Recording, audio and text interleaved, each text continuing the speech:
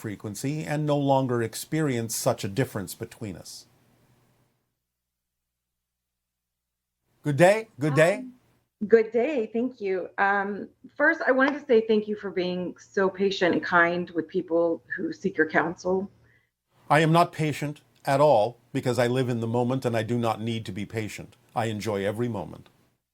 Okay, that makes sense. Thank you. I did have a few questions. The first has to do with two interactions with gray beings. Yes. The first one was, I think it was a dream. And then in the dream, I woke up and there was a very young gray standing at the foot of my bed.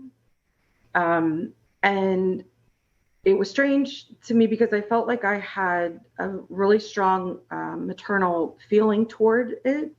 So I guess my question is there any sort of connection, or was it a dream? No, it is a connection and a memory, although in a different reality.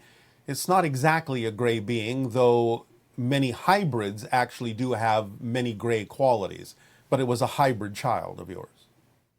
Okay.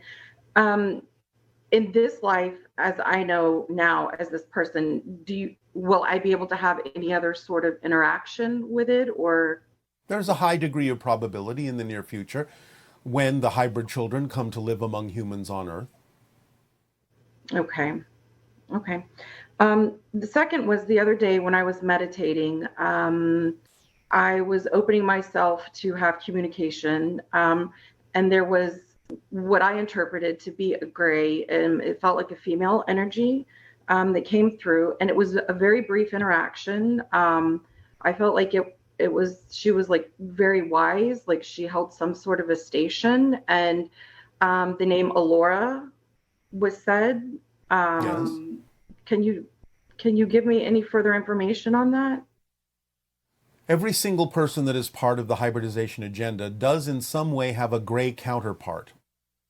This was a gray counterpart. In other words, it travels in family lines not only in humans on Earth, but in the idea of the mutated humans called the Greys from the parallel reality Earth. So in a sense, Alora is you in another reality. Okay, that makes sense. And so this is a communication I'm able to tap into and to keep exploring and. Make that a statement and it will be true. Perfect. Thank you so much. The last, well, no, I actually have two more things. One, I had a very vivid dream last night where I was resuscitating a stillborn baby, and I started massaging its chest in a circular motion. The word I think that I was saying was SSAO. Does this make sense to you, or do you know what this is? Again, this is to some degree a memory of an encounter with a hybrid child that you were asked to assist with in bringing it to fruition. And you are using the vibration of connection to us, Esasani, to allow yourself to raise its frequency to the point where it could survive. That's so amazing. Okay, thank you. The last thing I had was this has kind of been an issue my whole life. It's just come in the past couple of years. I'm really trying to be very self-aware about it and work through it. And it's this relationship that I have with money and finances, security, feeling like something's going to happen and I'm not going to have the resources to be able to cut it. This has just been a theme like my entire life. All right. Do you remember, or have you heard us talk about how many forms of abundance there are? Yes. So why are you limiting your abundance? By focusing only on one way in which things can be done. It's true, when certain things happen, you may not have as much of that resource called money that you think you need, but you always will have all of the resources you need if you relax your insistence that money's the only way in which certain things can get done, and start allowing the other forms of abundance like synchronicity and communication and imagination and trading and being given a gift to come to the forefront and fill in the gaps where the money falls short, because it doesn't need to be any more than that which arrives. Does this make sense? It does. But I guess but I'm trying to figure out how to cycle out of that. Like, I'm really good about being able to switch my perspective. And if there's something that I feel like is negative coming in or not true to the experience that I want, switching the trajectory. I just don't understand why this is still, I feel like I'm smarter than this. Like, I know better, but this is still. All right, but remember how this works. Remember the motivational mechanism we have talked about. If you hold on to a negative belief system, a limiting belief system that doesn't serve you, it's because you have another belief that says that if you switch, something worse will happen. And that's the stronger belief. Therefore, you keep limiting yourself because you believe that to switch on the motivational mechanism, to change that belief, will actually cause you harm. So you have to find out why you believe that letting go of that limiting perspective on money and broadening your perspective on abundance will actually allow something worse to happen than playing it safe and holding on to only money as the way in which certain things need to get done. You have to find out what benefit you are getting from holding on to that limited belief, because you wouldn't hold on to it if you didn't believe there was a benefit to doing so. And the benefit is usually a belief that something worse will happen if you let that belief go. Do you understand? That's how it works, mechanically speaking. So what are you afraid might happen? Do you feel that it is really true, that it is really more likely, more probable than any other reality, that if you try to broaden your definition of abundance, that somehow you will be destitute? Somehow things will not work for you? No, I feel like I believe the opposite, and I have been given some like really great ideas, like for a story. Like, I love writing. Like, there are so many things I can channel. I've helped a lot of people in positive ways. All right. So why is this different? Why is the definition of this relationship different than any other where you say you know that you can shift your perspective? What belief do you have that makes this subject more difficult to shift your perspective on? What have you been trained to believe? What have you been trained to believe about the idea of money and finances? I guess that there's just. Don't guess. Don't guess. Think back. Yeah, that there's a lack. Yes. It's the way I was raised. Yes. All right. And so it's very powerful. So if you let that go, do you have a belief that in some way, shape, or form you will be dishonoring who taught you these things? That it will cause a break between you if you don't think the way they thought? Yeah, that makes sense. I feel like because our relationship has been strained at points. That'll be strained even further if you let this idea go. Yes? Probably. And you're afraid of that, correct? In a way. Mm-hmm. All right. Then that's what you have to work with, is understanding that it is more important to be yourself. And whether the other person understands that or not, that's their issue, not yours. Yeah.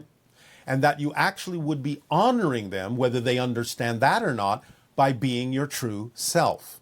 So you have to be comfortable with the idea and the understanding that just because someone might be displeased or strain the relationship between you while you are attempting to be more of your true self, that's not your issue. That's their issue. I'm not saying you have to do this deliberately to hurt someone or to put a strain on the relationship, but you can't be responsible for what they choose to feel or how they choose to react that limits and curtails your ability to be your true self. You have to let that go. You cannot be responsible for their choices. You can only be responsible to them by being who you truly are and letting them know who they're actually in a relationship with, so they can make up their mind as to whether to change or not if they want to continue to be in a relationship with who you actually are, as opposed to who you think you should be. Yes, this is so helpful. I really appreciate this. Thank you so much. You are very welcome. Does this help you? It does. I very much so. Thank All you. right. Well, thank you. Have fun. Thanks. Good day. You too. Always.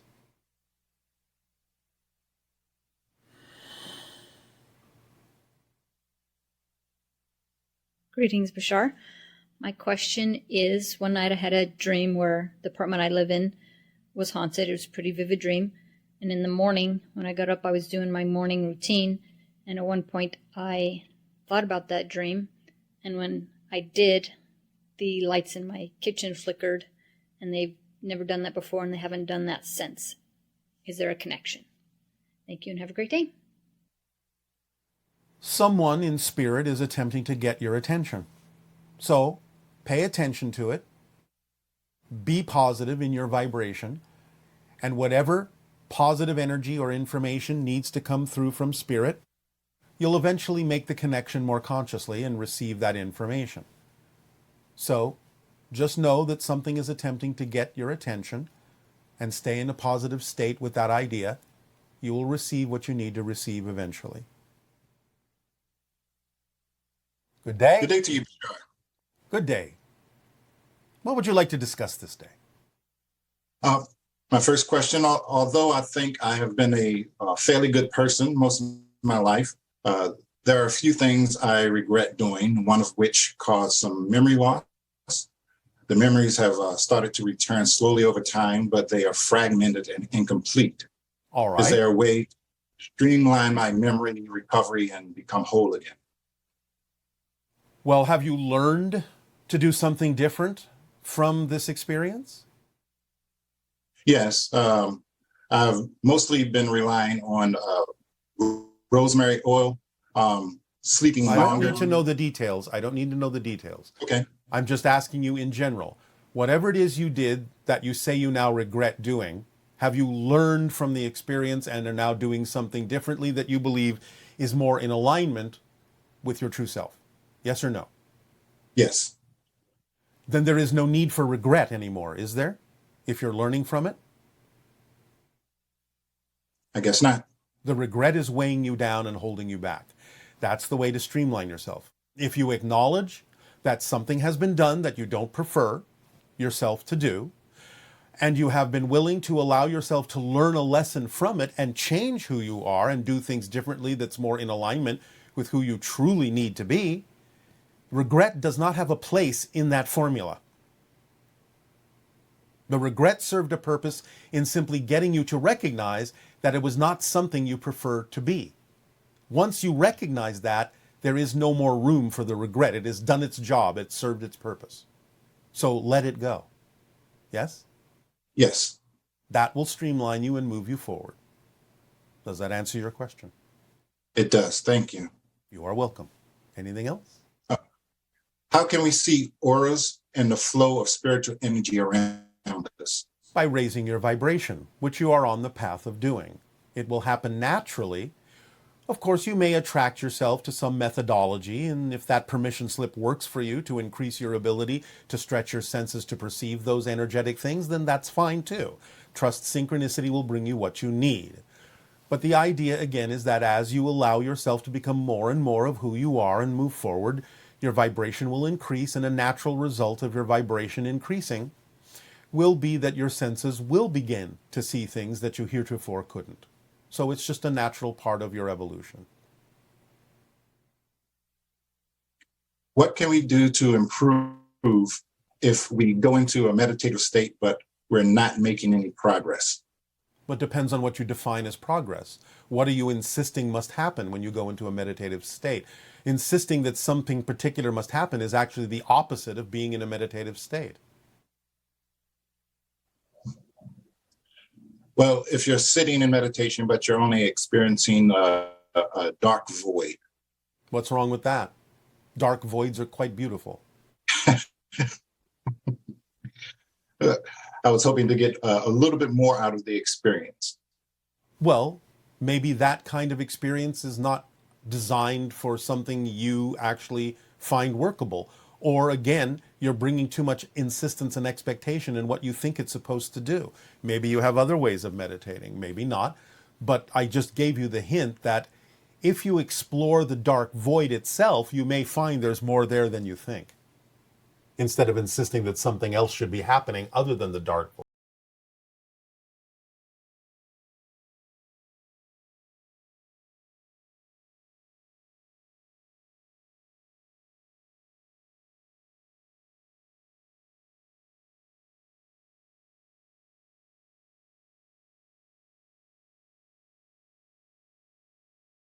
The next question I have is about control. And you had mentioned recently that if we release control, then we would find that everything is in our control. And I've certainly heard this from many, many people. I'm wondering, can you suggest how to catch ourselves when we forget? Well, do you not recognize when you have gone into the limited version, when you understand how things work, will you not know when you have gone into the limited version of the idea of control? Absolutely. I know when I'm there, I just kind of, Then I stay sort there of for your own reasons. shock. Well, that's all right. Again, it's not about being better than that. It's about accepting what is and learning from it.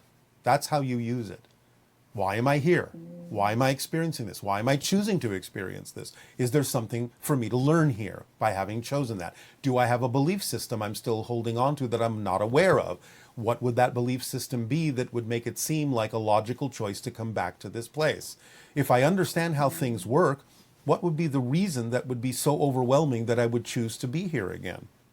Examining yourself deeply that way will be able to use that particular state of being in a way that can benefit you if you learn a lesson from it.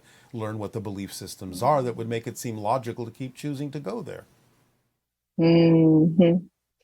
Yeah, maybe it's kind of like a worthiness thing, questioning my ability to communicate when things are in a heated situation, for example. Oh, all right, all right. And why do you think yourself unworthy of proper communication in those situations? Why do you succumb to the lower vibration?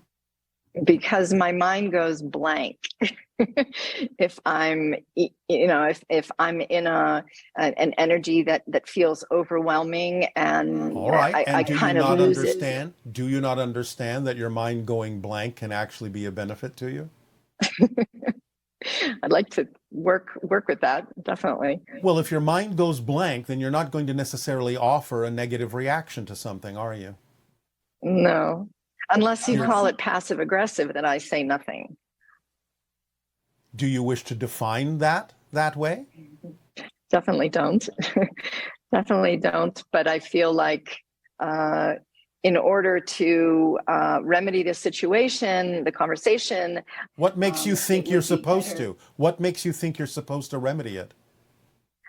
Well, I feel like I need to do my part in trying to. How do you know that doing your part? How do you know that doing your part isn't to remain silent and let the other person recognize their issues that they're projecting on you?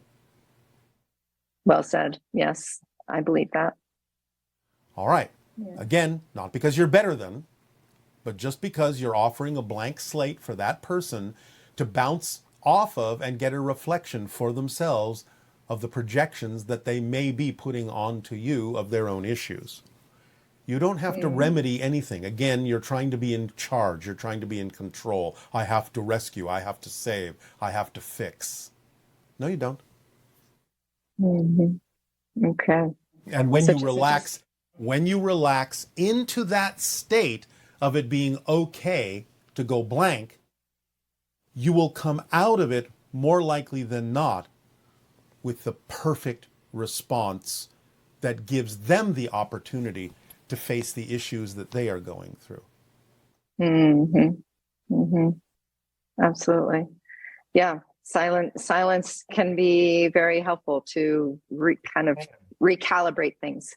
And if nothing else, after the silence, you can perhaps even make a suggestion to the other person. Is that what you really wished to say? Mm-hmm. Is that what you really wished to say? I'm giving you an opportunity to rethink what you just said and decide if that's what you really wish to say. If it is, that's fine. But I'm giving you an opportunity to decide whether you would like to communicate something differently at this particular moment. And it is the blankness that would allow you to do that, allow you to come up with that kind of a response. Mm-hmm. Does that help? Just dropping into presence and dropping into Yes. My higher self in that silence definitely opens the opportunity Yes. for Because right you would communication, for know. good communication. Yes, because you would know that when people communicate harshly, it's usually not representative of what they actually wish to talk about. It's usually just something on the surface that's a cover for their fear of facing the issue at hand. And if you give them the chance, if you give them the opportunity to rethink it, many of them will. Right. Wow. That's helpful. Thank you. All right. Thank you. Thank you very much. Thank you. Appreciate your time. Pleasant Thank you. dreams.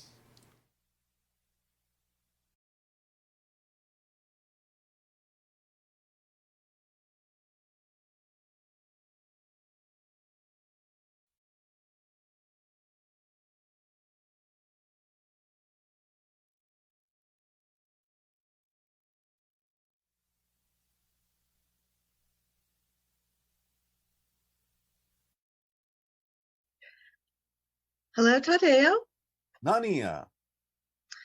We have a lot of great questioners from our viewers. All right.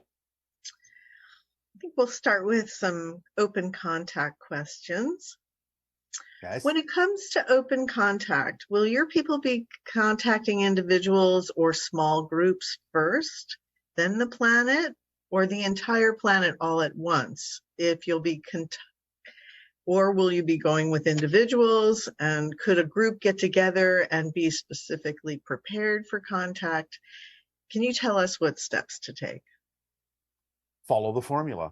Again, raising your vibration to a certain level will allow synchronicity, the organizing principle, to determine exactly who and how many individuals will be involved in any particular moment of contact. It can be individuals, it can be groups. Most likely, it will eventually be your entire planet or the remaining population in the version of Earth that has shifted to the reality of contact. But again, these things are not completely determined at this time. But again, following the formula as precisely as possible will allow you to become more probably involved in whatever way is appropriate and relevant for those individuals at that time. So basically, there will probably be some individuals that are contacted as individuals. There'll be some groups that are contacted. And specifically, it wouldn't necessarily be your people, but it would probably be other ET civilizations. We will not be the first, but we will eventually join in. And again, the answer still applies. We may start with individuals, we may start with groups. It depends on the vibration at the time and what it is that your people have already experienced with regard to the first extraterrestrials that would initiate open contact. So for like those groups that get together, say out in the desert or in other locations and look for ETs and specifically for the purpose of contact, that kind of repetitive behavior, could that heighten the potential for contact for that group? Yes. That sounds fun, and especially if everybody loves doing it, right? Yes, really only if everyone loves doing it. Mm. And how does first contact work on a global scale? For example, do aliens know all the different languages, and how do they go about contact based on the different cultures and tribes? Different extraterrestrials may learn certain languages that belong in certain regions of your planet, or they may also use telepathic communication if the population is ready to receive such. There will be a variety of ways of communicating with individuals on your planet. Again, remember, certain kinds of contact will not occur until certain groups of individuals are ready for it. And being ready for it may mean that they are capable of receiving telepathic communications, and or, to make it simpler, sometimes, as we said, some extraterrestrials will learn the local language. Can you share with us who will be the most likely species that we will have contact with first? Most likely, Pleiadian species of different types. The ones that are closest to you genetically, your cousins, in a sense. Is that true that Pleiadians seem to exhibit some of the most beautiful aspects of humans in terms of their visual appearance? We understand what you mean by that, and I suppose the simple answer would be yes. Okay. And if Bashar, the entity, is a collective, then upon open contact, will each major nation on Earth get its own Bashar clone to speak with? No, Bashar, myself, is not a collective. I am an individual. I am telepathically connected to my species and many other beings, but I myself am not a collective in that sense that it was meant. Everyone will get their own representative, be it a member of my species or other species. And will we see a lot of technological innovation and at an accelerated pace as contact gets closer and closer? As contact gets closer, you will see some, and after contact, you will see more. So will it act as kind of a triggering energy, similar to like in 2001: A Space Odyssey? Similar in some ways, yes. Again, remember, we have said that when you discover forms of life, either in your own solar system or elsewhere, based on your technology, your probes, your telescopes, so on and so forth, that will also start a trigger in the mindset that outside of your planet, life is possible. And therefore, that alone will change the mindset sufficiently to begin an acceleration and a refocusing and a perspective change in your society, or at least those that are aligned with that idea. Would you say that 2033 is also going to be an important year for contact, for first contact? Yes, and in a special acceleration between 2033 and 2040. Does the Interstellar Alliance have a post office? Is there a service that ET societies use to deliver packages between planets? And can you tell us Essassani's intergalactic zip code and where their mailbox location is on Earth? The idea of a post office does not exactly exist in the Interstellar Alliance. Sometimes, however, goods are traveled from one place to another on ships of a variety of types. Sometimes goods are simply created where they are needed immediately, depending upon the technology involved. The so-called zip code, as you call it, of my world is exactly the same as the phone number we have given you. A black background with a black equilateral triangle separated from the background by a deep blue light behind the triangle. This is the vibration that allows connection to our collective consciousness. I, in a sense, in what you call the North American region, am the so-called post office, since I am located above your Bell Rock in Sedona, Arizona. You could consider that location, because of my presence, a kind of hub for communication in the North American continent.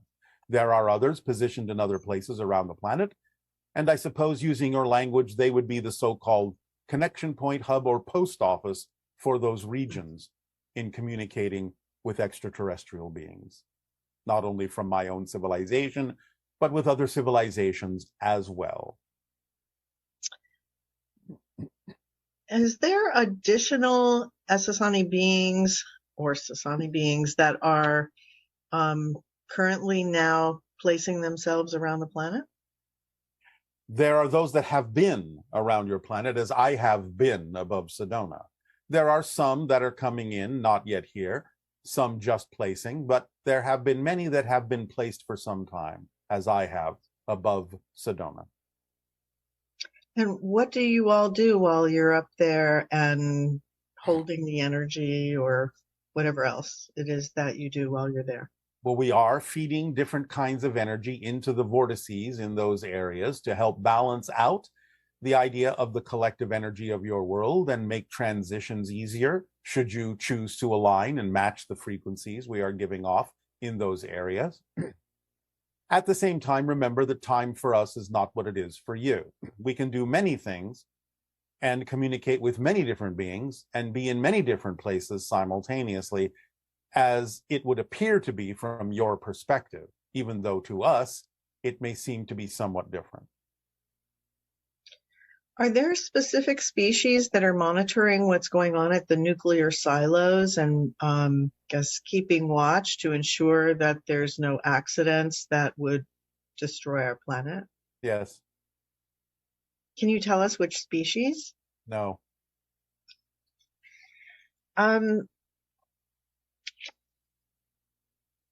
Let's see. When humans learn the true understanding of our planet's history, will our attitude towards crime and the ways of handling crime change from our perspective? Potentially, this will start to occur before the idea of the history is revealed to your world. And remember, it will be the history of the moment. Can you elaborate on that? Well, as we have said, every time you shift and change, you change your history as well as your so-called future, because everything exists simultaneously. And as you make a shift into a new version of you, both individually and collectively, you go into a parallel version of Earth that has a completely different history. The history that linearly would have been necessary for you to experience being a different person at this particular moment in the present. So when we reveal the idea, when we give you the gift of the history of your world, it'll be the history of the version of Earth that is making open contact. Not that there aren't other versions, but each version will have its own history slightly different from every other. Does that mean that people of similar vibrations will hear the same history, whereas people of other vibrations will hear a completely different history? Potentially, yes. Those of a similar vibration may hear a history similar enough that they can all agree that it is their momentary history. Others with different vibrations will hear different versions of history. Is that also a symptom of what we're seeing on Earth now, where many people have their own version of reality that seems to have nothing to do with other people's versions of reality? Yes, it is a symptom of the splitting prism. And will the hybrid children, when they come here, will they exhibit less emotionality than we do? Not less. They may not have the full range of emotions in the sense of negative ones, so to speak, but what they exhibit may actually be more full-bodied than even you typically as humans express. The idea that humans express a lot of what could be called drama or emotional drama, will these children be less prone to those kinds of choices? Yes. They will be more evenly balanced emotionally. Okay, and when we're interacting with other ET species, what kinds of things will we do for fun? Like, we like to go out to lunch or go to a movie or those kinds of entertainment, and interacting with ETs, I would imagine, would be quite different than that. It depends on the activity. Some extraterrestrials may enjoy joining humans in some of the typical activities on Earth, but there will also be other activities they will bring with them that humans may also learn to enjoy. I'm not going to give you a list at this time. Okay, well, I guess somebody was asking, do Do ETs dance? I mean, will they enjoy dancing with us? Many do, yes. Okay. And one person was talking about an experience they had where they had a dream encounter or potentially an actual encounter with a mantis being, and they Yes. found it quite disturbing. But then when they drew a picture of it and sort of journaled on it, they actually found it to be quite fascinating.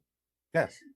What would you describe as the process that's happening here that helps that person arrive at that?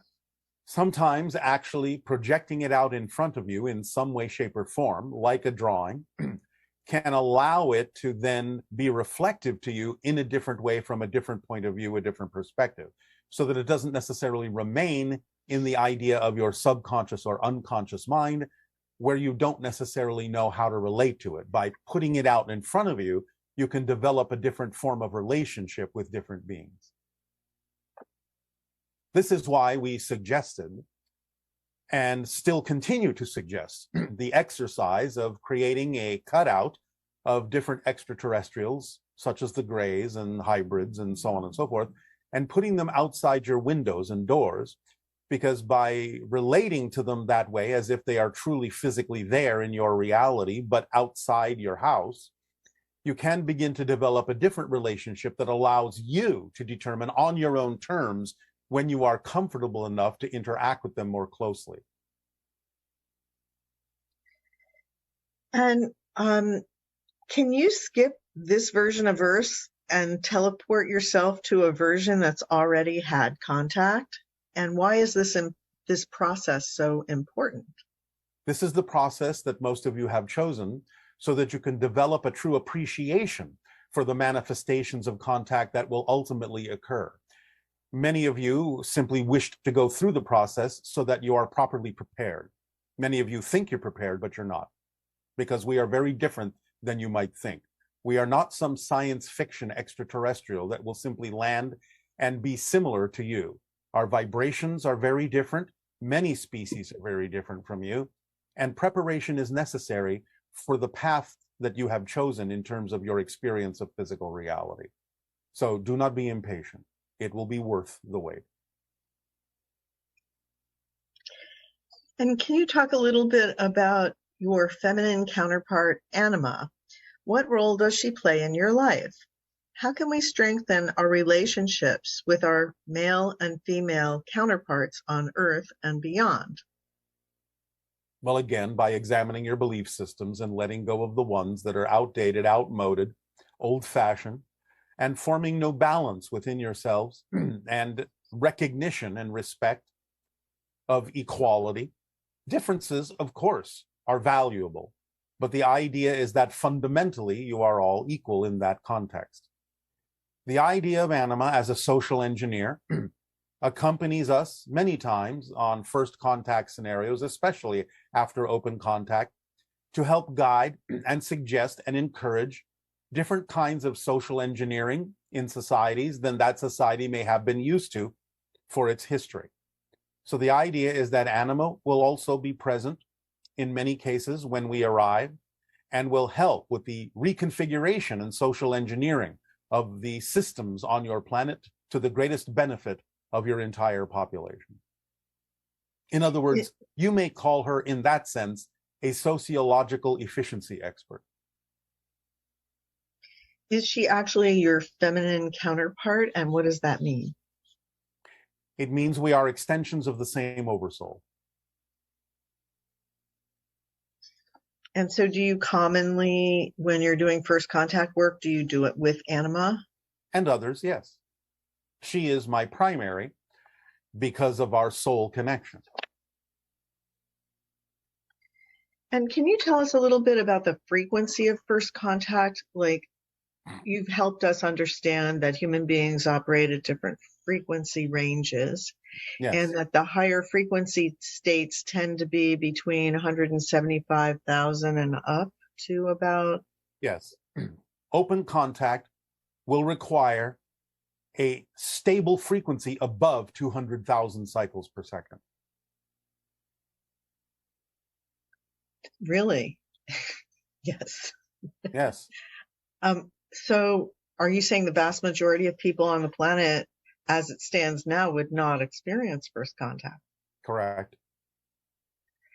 At least And not yet in their reality, in their version of Earth.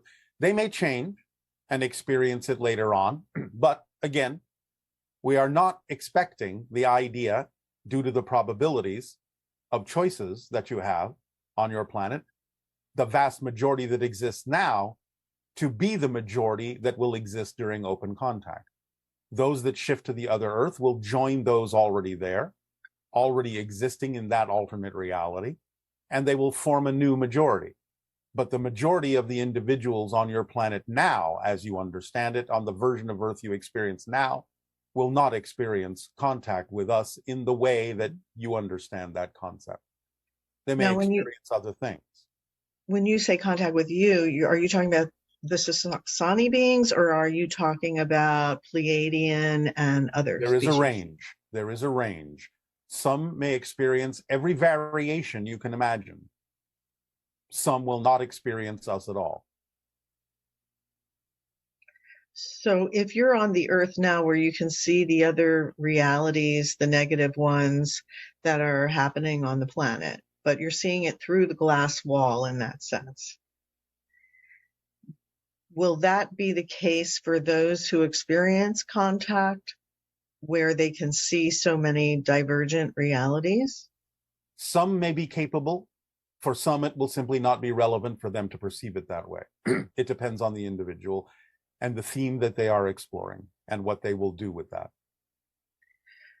Do you expect then that large segments of the population would literally disappear from the reality of those that are going to have contact? Yes.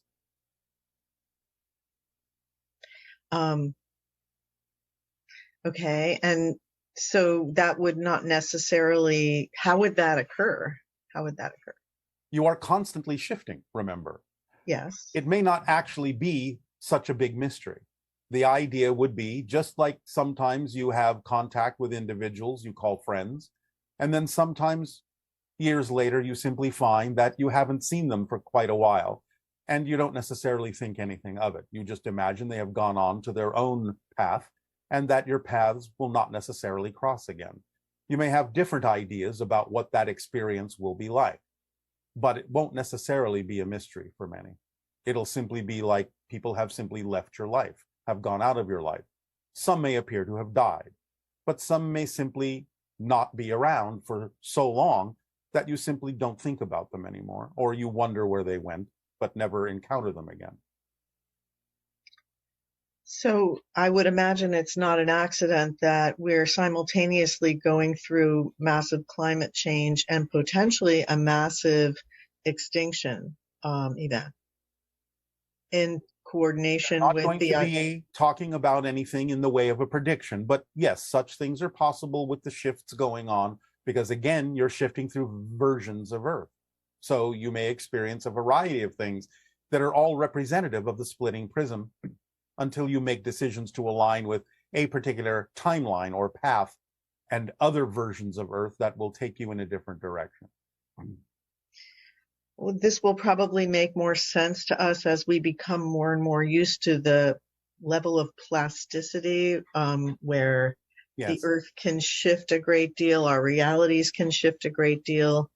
And some of the skills that we're learning right now are how to navigate Yes. changing realities that may let you feel unmoored or not as grounded to a specific reality.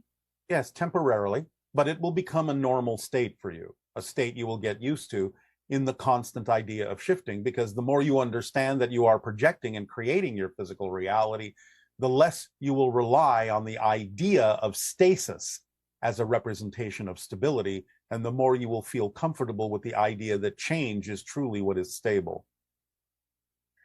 So that would figure into the idea that many humans do not enjoy change, or they believe that change is uncomfortable, fearful, creates anxiety.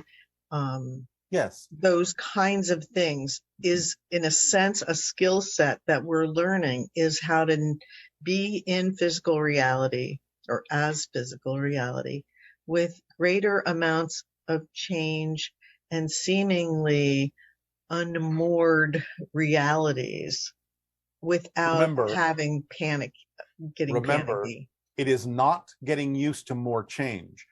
It is getting used to the idea that you're constantly changing. Because you mentioned when you're in spirit, you can navigate change quite easily. Yes. It's the natural flow. You're always experiencing the next chapter in a sense. And you are doing so even in physical reality, since that's nothing but a projection of consciousness. Again, it's just that most people on your planet are not aware of it because of the agreement you made to experience the idea of linear time and continuity.